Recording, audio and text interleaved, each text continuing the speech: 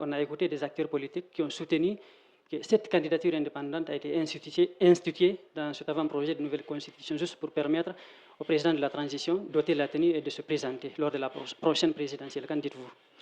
Bon, à ce niveau, peut-être ils peuvent le penser, même moi je peux le penser, mais ce n'est pas anormal. Ce n'est pas anormal. Je parle franchement. Mais dans la charte, il est dit que les membres du gouvernement et ceux du CNRD n'ont pas la possibilité de se présenter. Oui, ça c'est la charte. Et ici, on parle de la Constitution. Et quand la Constitution sera adoptée, on ne parlera plus de charte, parce qu'il n'y aura pas de Constitution. Et la loi, elle est générale, elle n'exclut personne. Que les gens le comprennent, l'acceptent et l'adoptent ainsi. Mesdames et messieurs, valeureux abonnés de Fouta Kamim, bonsoir et bienvenue dans cette émission. Aujourd'hui, nous recevons Daïe Outideng, le juriste Maître Moulé Ismaël Diallo. Avec lui, nous allons, dans cette émission, parler de l'avant-projet de la nouvelle constitution récemment présenté au peuple de Guinée par le Conseil national de la transition. Il va porter ce regard de juriste sur cet avant-projet de la nouvelle constitution qui commence déjà à faire couler beaucoup d'encre et de salive. Maître va nous interpréter certaines dispositions qui semblent un peu floues pour d'autres. Bonsoir, Maître. Bonsoir. Merci d'avoir accepté de répondre à notre invitation. C'est un devoir et aussi un plaisir pour moi de venir dans votre studio et parler surtout avec vos téléspectateurs. Voilà, je me suis fait le devoir de vous présenter. Je ne sais pas si je n'ai pas écorché votre nom ou votre fonction. Si c'est le cas, vous me rectifiez avant qu'on ne continue. Bon, pour juste apporter encore, c'est Maître Moulé Ismaël Diallo, je suis juriste, consultant indépendant basé à l'Abbé. Merci. Avant d'entamer le vif du sujet, dites-nous, Maître, est-ce qu'on peut dire que le CNT est dans le temps? Est-ce qu'ils n'ont pas retardé de présenter l'avant-projet de la nouvelle constitution au peuple de Guinée? Bon, sur cette question, je ne peux pas dire qu'ils sont en retard parce qu'il n'y avait pas un chronogramme ou un calendrier bien précis pour dire que l'avant-projet devrait être présenté à telle date.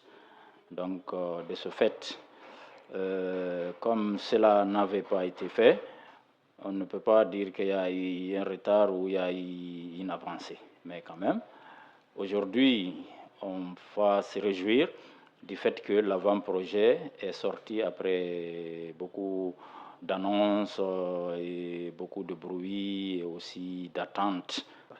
On va parler des institutions. Et dans cette nouvelle constitution, on parle de parlement bicaméral. Peut-être c'est un terme nouveau dans notre pays. De par le passé, on n'a pas entendu parler de parlement bicaméral. Dites-nous, c'est quoi un parlement bicaméral? Bon, en fait, pour utiliser un français simple, on peut dire un parlement bicaméral, c'est un parlement qui a deux chambres. C'est-à-dire il y a deux institutions dans une grande institution. Avant, c'était une seule chambre, on parlait de l'Assemblée générale et nationale. Maintenant, à côté de cette Assemblée nationale, il y a le Sénat. Donc, il y a les deux chambres qui vont travailler sur certaines questions ensemble et sur d'autres. Chaque chambre a ses prérogatives qui seront définies dans des lois organiques. Donc, quand on dit parlement bicaméral, c'est qu'il y a maintenant deux chambres au niveau de l'organe qui légifère, c'est-à-dire qui établissent les lois. Donc, c'est ça un parlement bicaméral. Comme vous le dites, il y a l'Assemblée nationale, oui. Il y a le Sénat. Effectivement.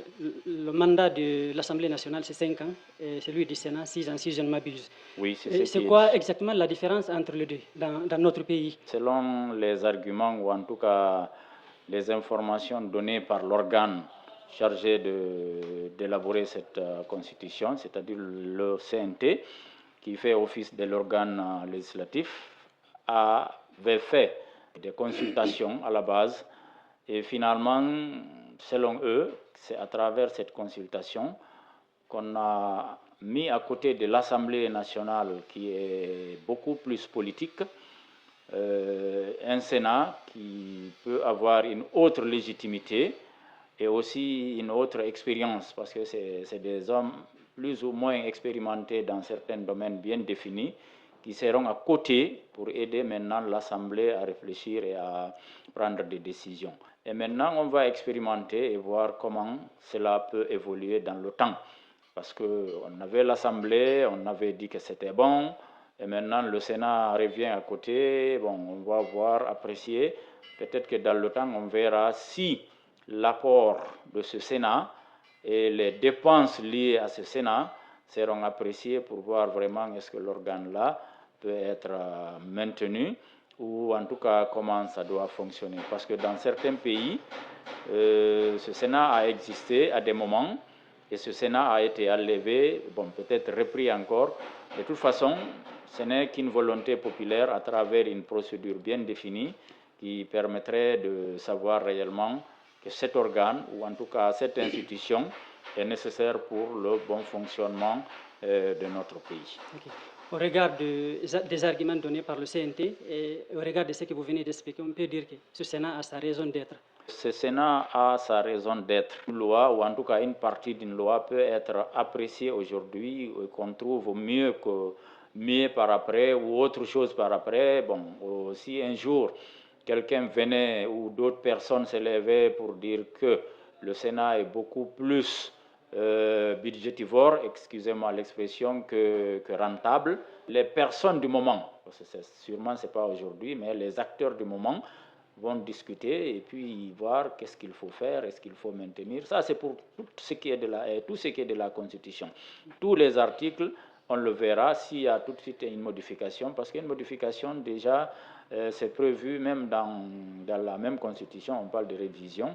Maintenant, la révision doit être soumise à un débat et puis les gens vont voir pourquoi celui qui veut apporter une révision, quelles sont ses raisons, quels sont les avantages de cette modification. Et si c'est vraiment accepté, il y aura une modification. L'Assemblée qui est prévue dans notre, en tout cas, avant-projet de constitution, d'abord prévoit des députés venant de diaspora et aussi une liste nationale qui est un tiers, contrairement à aux anciennes constitutions qui avaient prévu 2 tiers des membres de l'Assemblée sur une liste nationale. Mais ici, c'est le 1 tiers qui est prévu pour la liste nationale et maintenant les 2 tiers seront des députés comme ce qu'on appelle députés uninominaux, maintenant qui seront déterminés en fonction de la population dans les différentes zones. Pas comme avant où on dit tout l'Abbé ou tout les Luma ou tout Koubia, voilà, chacun donne un député. Ici, on peut évaluer, voir si le nombre de l'Abbé est le double du nombre de l'Eluma ou Koubia, par exemple. On peut prendre 2 à l'Abbé, 1 à l'Eluma ou ainsi de suite. D'accord, c'est compris. Venons maintenant aux conditions d'éligibilité qui fait débat. Et par le passé, il y a eu des voix qui se sont levées pour dire qu'il y a une tentative d'exclusion. Maintenant, l'avant-projet de la nouvelle constitution définit l'âge à 35 ans au moins et de 80 ans au plus pour les candidats. À votre avis, est-ce que cet âge est raisonnable? Bon, en fait, si on dit raisonnable, on peut dire oui, parce que, bon, moi je peux me dire, là ce n'est qu'une appréciation personnelle. Un Guinéen qui a ses 80 ans révolus, bon, moi je peux dire que tout ce qu'il a fait pour la Guinée, pour son pays, si vraiment on peut apprécier cela, et maintenant lui, il a besoin de repos. Ça, ce n'est qu'une appréciation personnelle. Bon, mais c'est une mesure, parce que la loi, c'est une mesure, bien que j'entends des gens dire que la loi est taillée sur mesure. C'est-à-dire la loi, c'est quelque chose qui est taillé sur mesure, peut-être dit d'une autre manière, parce qu'il faut déterminer. Parce que si on a dit, par exemple, que ceux qui ont 18 ans, ceux qui n'ont pas 18 ans ne votent pas, là aussi, il y a une exclusion de certaines personnes. Donc, si on fait une limite vers le plafond, là aussi, bon, l'essentiel est de savoir est-ce que cette population que nous sommes va accepter cela. Et nous sommes aussi dans un avant-projet. Il y aura des débats, peut-être il y a des arguments qui vont sortir pour dire que non, même à 82 ans, 85 ans, on peut élire un président. Et puis n'oubliez pas que nous parlons d'un président de la République. Donc, mais quand même, il y aura des débats d'ici là avant que même le projet, parce qu'on dit avant-projet, avant même que le projet ne soit adopté en plénière au niveau du CNT et que maintenant ce projet ne soit soumis maintenant à un référendum. Mais moi, personnellement, quand Je dis l'âge, peut-être si ce n'est pas limité, je ne peux pas être contre, mais quand même, après 80 ans, moi je me dis que si tu n'as pas fait quelque chose pour ton pays jusqu'à 80 ans, j'aurais souhaité vraiment que tu te reposes et puis que tu laisses d'autres faire ce travail. Donc, selon vous, en tant que juriste, la junte n'est pas dans la logique d'exclure. Bon, c'est pas la junte, attention, pas la junte, on parle de la loi. Parce que c'est ça qui prétendent. Oui, parce que vous savez, on a parlé de consultations. Tout ce qui a été dit ici, certainement, c'est tiré des consultations.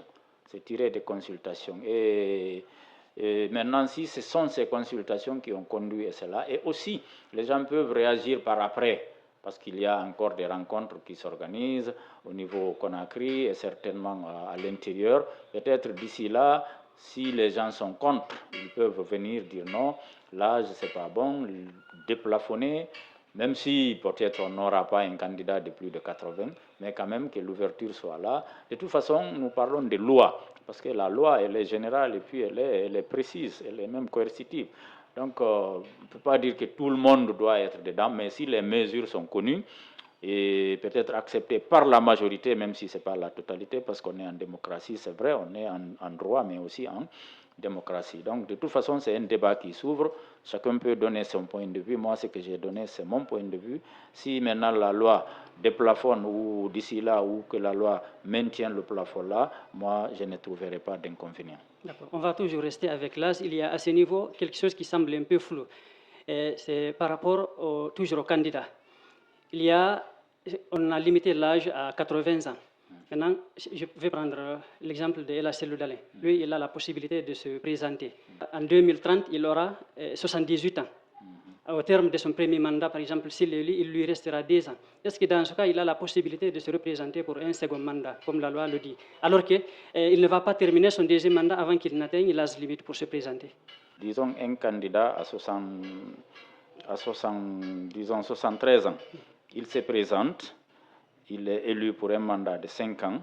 Au deuxième mandat, il a 78 ans, parce qu'on a dit que le candidat doit avoir l'âge limite de 80. Donc, ce qui veut dire que même s'il a 79 ans, au moment des élections, c'est qu'on considère que le président peut aller jusqu'à 84 ans. Il est au pouvoir. Si on comprend, parce qu'à 79 ans, ou même 80, parce que c'est l'âge limite, même si tu as 80, tu as les 80 ans, tu peux te présenter. Donc, ce qui veut dire que même si le président, un président qui doit être réélu, s'il a les 80 ans, il peut postuler encore, et qu'à 85 ans maintenant, il finit son mandat, et là, en ce moment, il ne peut plus. Maintenant, la question peut-être qui pouvait se poser, un président qui a 76 ans, où il fait son premier mandat, maintenant, la fin de son premier mandat, il a 81 ans, maintenant, c'est lui que la loi ne permet plus, parce qu'on a dit pour être candidat, parce que dès après le mandat, on ne parle pas de réélection, on parle de candidature d'abord. Et il a la possibilité de briguer un second mandat. Maintenant, s'il a 81 ans, s'il a ses 81 ans, ce qui veut dire, selon en tout cas l'avant-projet que nous avons actuellement, lui ne peut pas se représenter. Donc il n'aura droit qu'à un seul mandat. Qu'à un seul mandat. Donc c'est lui qui est élu après 95 ans, c'est-à-dire 96, 97 jusqu'à 99, lui, non, 79, lui, il n'aura droit qu'à un seul mandat. Donc vous voyez, ça aussi, c'est une sorte d'exclusion.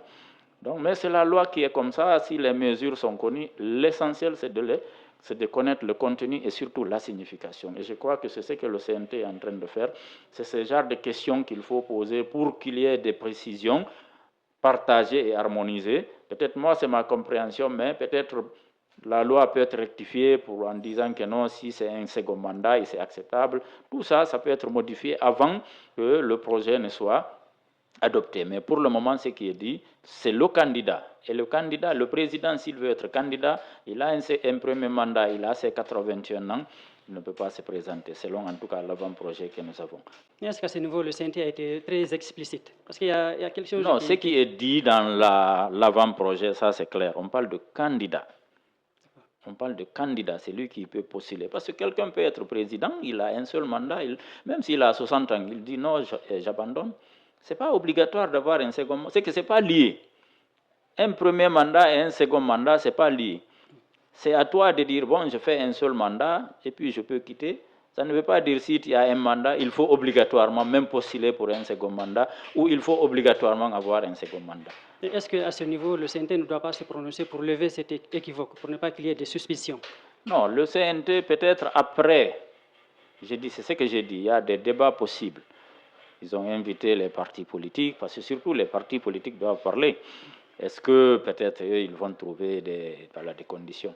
Mais s'ils parlent d'écarter tel, d'oublier l'autre, faire avantage à tel, est-ce que l'autre ne peut pas faire ceci, des imaginations, ils ne pourront pas se comprendre. Maintenant, c'est de venir avec des propositions vraiment concrètes en disant que bon, nous souhaitons que l'âge même soit déplafonné. Ça peut être une proposition des partis politiques ou de la société civile ou en tout cas des entrepreneurs ou tout autre. C'est lui qui trouve que le plafonnement est anormal. Parce qu'avant, on disait, voilà, on n'avait pas plafonné. Dans en tout cas les 2 dernières constitutions. Mais la première que nous avions en 93, c'était même plafonné même à 70 ans. Et ici, on est à 80. Venons-en maintenant à la candidature indépendante. Cette disposition ne figurait pas dans la constitution dissoute. Qu'est-ce cache-t-il derrière cette candidature indépendante? Bon, en fait, vous savez, si on réfléchit comme si on veut juste critiquer, ça peut ne pas apporter. La candidature indépendante, en fait, ça s'est fait dans d'autres pays. C'est une première chez nous. Maintenant, chez nous, c'est une première peut-être à tous les niveaux. Sinon, au niveau commune déjà, on avait expérimenté. Et là, on avait expérimenté, on a compris que ces candidatures indépendantes ont battu les partis politiques, même les plus reconnus. Donc, ce qui veut dire que c'est une option que l'on peut expérimenter. Parce que les partis politiques, c'est vrai, ils ont des militants. Ça, on le sait. Il y a des partis qui ont des militants, il y a d'autres qui en ont moins, il y a d'autres qui en ont peu. Mais quand même, ce n'est pas tout le monde qui se retrouve dans les partis politiques. On peut expérimenter parce qu'on n'a pas interdit les partis politiques. C'est juste un plus. Les candidatures indépendantes sont acceptées en plus des partis politiques. Maintenant, si un candidat présenté par un parti politique, voilà, il a ses militants, il a les citoyens qui vont voter, voilà, il peut être élu aussi. On ne dit pas que les partis sont écartés, c'est juste un plus. Parce que la participation individuelle et personnelle, c'est ce qui a été ouverte maintenant aux candidatures, mais avec des conditions. Parce que le parrainage, par exemple, c'est-à-dire le parrainage qui est mis en jeu, bon, quand on dit par exemple, bon, ce n'est pas encore finalisé, mais on prend parce qu'au minimum, le parrainage, ça doit être le 1% de l'électorat.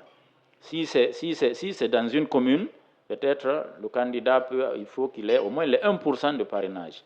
Et vous savez, on a vu des partis politiques ici qui ont présenté des candidats, ils n'ont même pas eu 0%. Je dis bien 0%.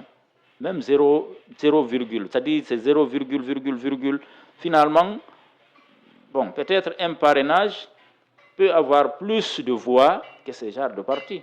Mais ce parrainage, comment on procède pour faire ce parrainage? Justement, ça sera fait. Il y aura une loi qui va déterminer comment le parrainage va se faire. Il y aura une loi organique à ce niveau. Voilà, si c'est le parti, comment il va le faire. Si c'est le candidat, candidature indépendante, comment ça doit se faire. Donc, c'est à peu près des options qui sont là. Ce n'est pas que n'importe qui va se lever pour dire je suis candidat et puis sans rien prouver. Il faut quand même avoir quelques personnes qui te soutiennent, qui même un nombre même qui peut être plus qu'un parti politique légalement reconnu. Donc, ça va être, c'est-à-dire c'est des mesures qui seront tracées et puis ça va apporter. Toujours en ce qui concerne cette candidature indépendante, on a écouté des acteurs politiques qui ont soutenu que cette candidature indépendante a été instituée dans cet avant-projet de nouvelle constitution juste pour permettre au président de la transition d'ôter la tenue et de se présenter lors de la prochaine présidentielle. Qu'en dites-vous? Bon, à ce niveau, peut-être ils peuvent le penser, même moi je peux le penser, mais ce n'est pas anormal. Ce n'est pas anormal. Je parle franchement. Mais dans la charte, il est dit que les membres du gouvernement et ceux du CNRD n'ont pas la possibilité de se présenter. Oui, ça c'est la charte. Et ici, on parle de la Constitution. Et quand la Constitution sera adoptée, on ne parlera plus de charte, parce qu'il n'y aura pas de Constitution. Et quand on aura la Constitution, on ne parlera plus de charte. Et la loi, elle est générale, elle n'exclut personne. Que les gens le comprennent, l'acceptent et l'adoptent ainsi. Maintenant, un du CNRD peut dire non, moi je ne me représente pas. Mais ça ne veut pas dire que la loi l'interdit. C'est une question de parole donnée. Donc si aujourd'hui la Constitution lui donne la possibilité de se présenter, ça veut dire que la charte de la transition n'avait pas sa raison d'être, ou bien cette disposition qui dit que les membres du CNRD et ceux du gouvernement ne vont pas se présenter à la présidentielle. Bon, en fait, raison d'être peut-être, si ça a raison d'être, parce qu'au moins ça a calmé des ardeurs. Et on ne dit pas aussi que les autres là vont se présenter. C'est un fait de paille alors? Non, pas un fait de paille. Peut-être aux élections qui vont sortir de la transition, parce que c'est ce qui était dit. C'est ce qui était dit dans la charte, pas dans toutes les élections. Non, je parle bien sûr de la fin de la transition. Bon, ça, en tout cas, à ce niveau, moi, personnellement, depuis le départ, je l'avais dit peut-être dans d'autres émissions, que cet engagement n'est pas juridique, parce qu'il n'est même pas écrit pour être dit moi personnellement, non. On ne peut pas, les gens doivent comprendre que la politique, c'est la politique. Et de deux, c'est que les politiciens doivent être d'abord intelligents et en plus gentils. Parce que si on parle d'exclusion, si ce n'est pas prévu par une loi, c'est que les politiciens doivent comprendre que ça n'a aucune garantie. Et si on parle d'exclusion, que les politiciens refusent cela. Que les politiciens refusent de dire que tel et tel ne se présente pas. Parce que sinon, on peut dire par exemple, bon, le CNRD ne se présente pas, tous ceux qui ont tripatouillé la Constitution ne se présentent pas, tous ceux qui ont participé à de tels comportements ne participent pas aux élections. Mais en ce qui concerne finalement, peut-être la majorité de ceux qui pouvaient se présenter seront écartés. Et là, en ce moment, on ne parlera plus de loi. On ne parlera de mesures d'exclusion. Et il n'y a pas de mesures d'exclusion dans une loi. Sauf que dans ce cas, ce ne sont pas les politiciens qui ont exigé à ce que les membres du CNRD ne se présentent pas. C'est eux-mêmes qui ont pris l'engagement de ne pas se présenter. Justement, c'est ce que j'ai dit. Ça, ce n'est qu'une parole. Hein? Ce n'est qu'une parole. Ce n'est qu'une parole. Donc, mais bon, on n'est pas là à dire, bon, ce n'est pas qui va se présenter ou qui ne va pas se présenter. Ce n'est pas comme ça. Là. Celui qui veut se présenter, voici les conditions qu'il doit remplir. Il y a l'âge, voilà, comme il est dit. Mais dire que tel ou tel Amadou ou bien Oumar ou non, Zach, non, ça ne parle pas comme ça. La loi ne parle pas comme ça. La loi ne parle pas comme ça. Les gens peuvent se lever et dire, bon, dans les mesures transitoires, on va dire que les autorités actuelles ne vont pas se présenter pour la sortie des élections, pour la sortie de la transition. Ils vont demander, mais ce n'est que des mesures transitoires, parce que là, une fois la transition est terminée, ces mesures-là vont disparaître. Il y a certains qui ont dénoncé du fait qu'il n'est pas dit explicitement dans l'avant-projet que les membres du CNRD peuvent se présenter ou pas. Dr Dansa Kourma, lors de la dernière conférence de presse qu'il a animée, dit dans aucune constitution au monde il n'est mentionné tel peut se présenter ou ne peut pas se présenter. Justement, c'est ce que j'ai dit. Une constitution ne parle pas de tel va se présenter ou ne va pas. Voilà, on ne parle pas de personne. On n'indexe pas. On n'indexe pas. Donc c'est ce que j'ai dit.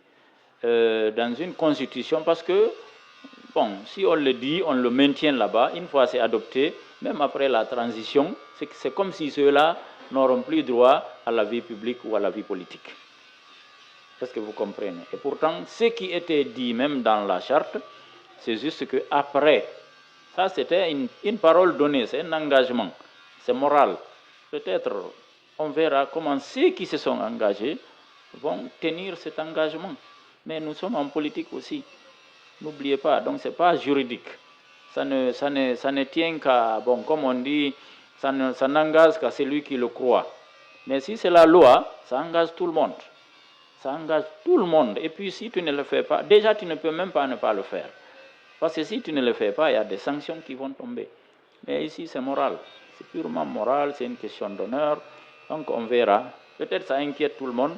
Mais pratiquement parlant, parce que moi-même cet engagement-là, moi personnellement, si je peux être candidat, je préfère même que tout le monde se présente pour savoir si mon élection est vraiment, c'est pas dit parce que tel et tel ne sont pas là-bas que je suis élu. j'aime pas cette élection, moi. Quand on me demande, je préférerais personnellement que tous ceux qui veulent se présenter, qui remplissent les conditions selon la Constitution, qu'ils se présentent et que les élections soient libres et transparentes. C'est ce qui est important.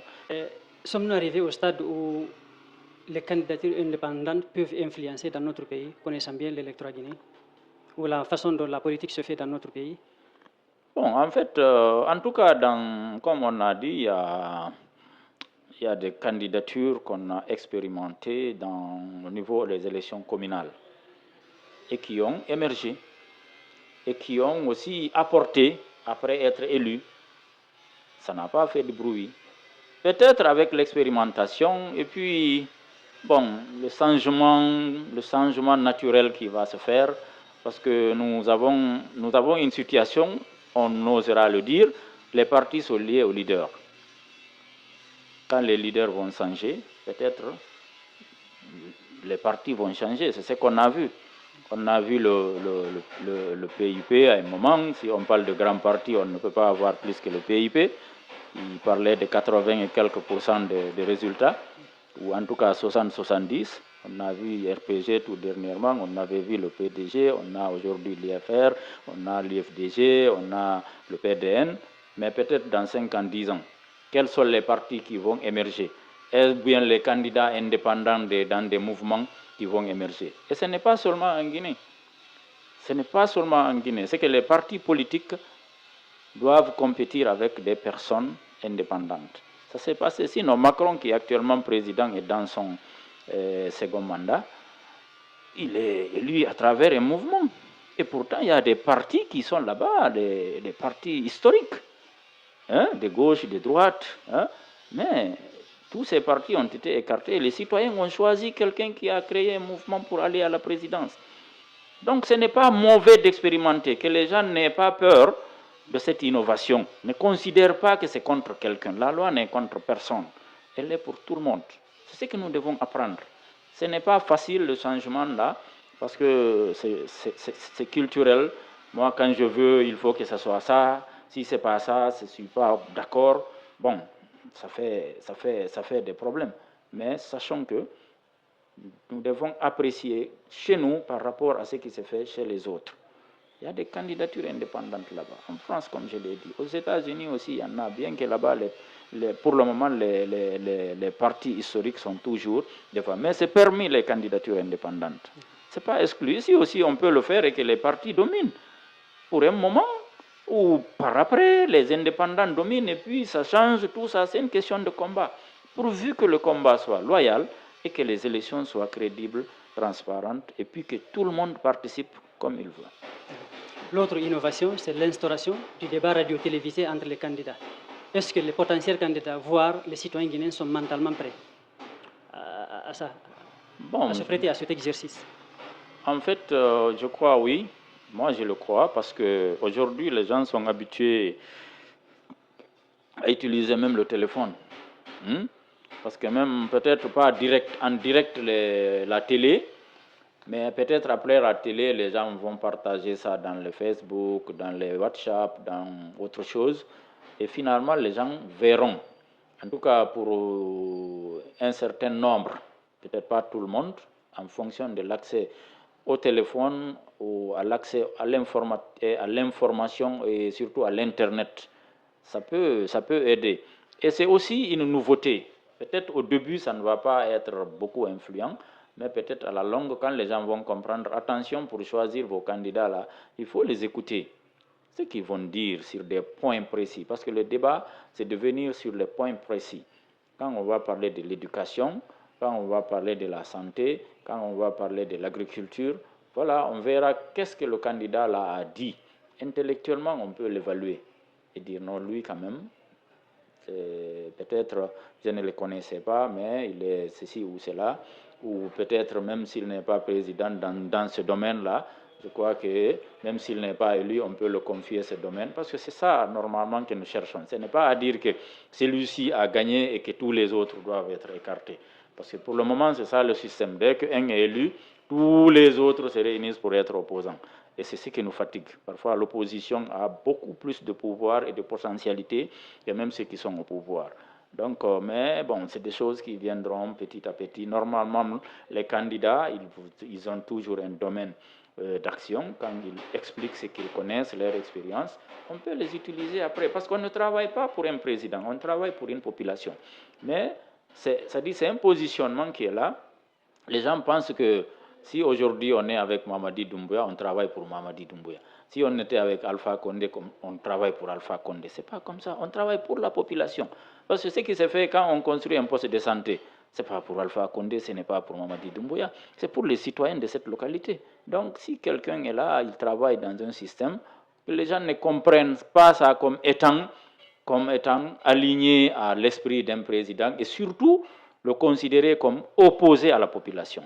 Parce que c'est ces positionnements-là qui nous fatiguent. Dès que tu es aux côtés du pouvoir, on te taxe de tout, étant donné que tout le monde aussi veut aller au pouvoir. Donc c'est comme ça. Surtout, il ne faut pas oublier du fait que les idées sont beaucoup plus visées sur l'ethnie et sur le projet. Ça aussi, ça pèse beaucoup. Oui, c'est une réalité. C'est une réalité, mais comme on parle de partis et de candidatures indépendantes, peut-être que bon, c'est des choses qui vont changer petit à petit avec le débat. C'est ce que j'ai dit, ce que nous cherchons. Ce n'est pas que ça doit être parfait dès le départ.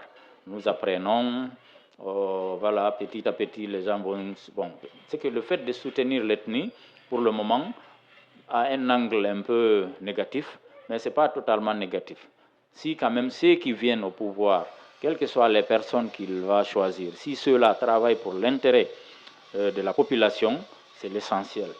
C'est l'essentiel. Parce que peut-être nous, entre nous, on peut dire non, lui les malinqués, lui les forestiers, mais ceux qui sont à l'extérieur, ils vont dire que c'est un Guinéen après tout. Parce qu'on ne verra jamais un Chinois ou un Américain ou un Sénégalais dans une équipe gouvernementale. Mais c'est des compréhensions qui sont là. Pour le moment, on les considère trop. Tant que dès qu'on donne la liste du gouvernement, on commence à compter, il y a combien de Diallo, il y a combien de Koulibaly, tout ça, chacun essaie de se positionner en fonction de ça. Non, tous sont des Guinéens.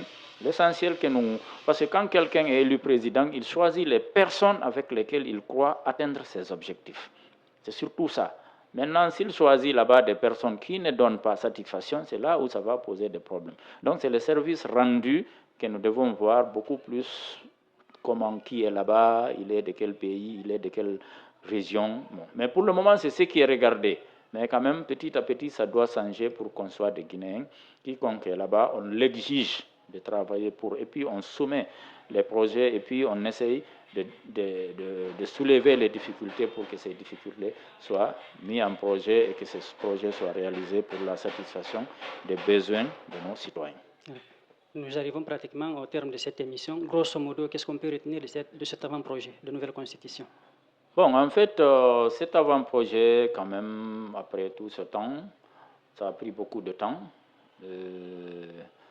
Mais moi, je me dis que d'abord, il faut saluer du fait qu'on a l'avant-projet aujourd'hui et demander à toute personne ou toute entité qui souhaite apporter des modifications à cette période de l'apporter pour que l'on tienne compte de cela pour la finalisation du projet de constitution.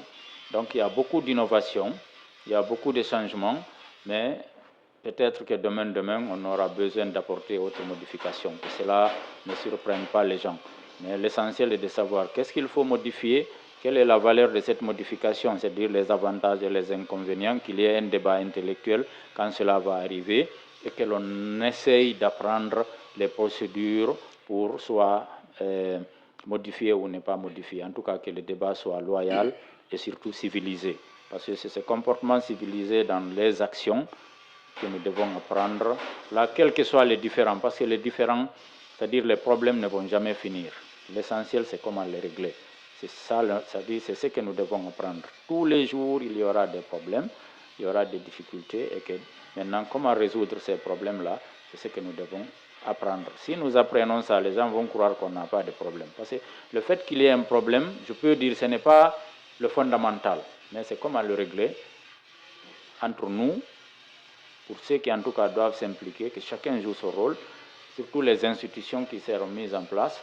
Voilà, s'ils jouent les rôles vraiment très bien, en tout cas on aura moins de problèmes à gérer. Merci, maître, d'être passé dans cette émission. Merci. Aimables abonnés de Fouta Kamel, c'est ainsi que prend fin cette émission. Était au cadrage Mamadou Mouktar Diallo, Alpha Laf Matakaousso et Boubacar Garki Diallo. Retrouvez cette émission sur foutakamel.com, sur WhatsApp, sur Twitter, sur Telegram, sur TikTok, sur Instagram et sur LinkedIn. Au revoir.